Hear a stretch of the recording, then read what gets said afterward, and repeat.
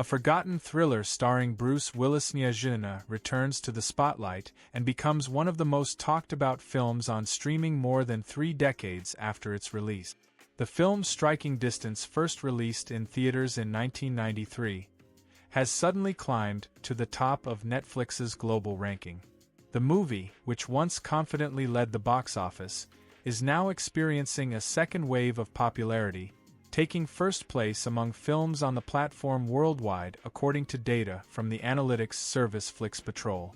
The story centers on Pittsburgh detective Tom Hardy, played by Bruce Willis. After an internal conflict on the force, he is reassigned to the River Rescue Unit, where his work becomes more routine. However, the calm is quickly shattered when bodies begin to appear in the water, all of them connected to Hardy's past. Together with his new partner Joe Christman, he is forced to return to an investigation that becomes increasingly personal and dangerous as the number of victims grows.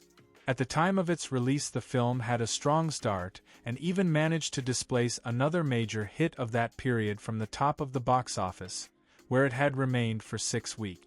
With a budget of around $30 million, the movie earned more than twice that amount worldwide, securing its status as a commercially successful project. Nevertheless, interest in the film faded over time, and it nearly disappeared from broader cultural discussion. Critics initially received the film rather coldly. Ratings remained low, and many reviewers pointed out the formulaic plot and predictable development.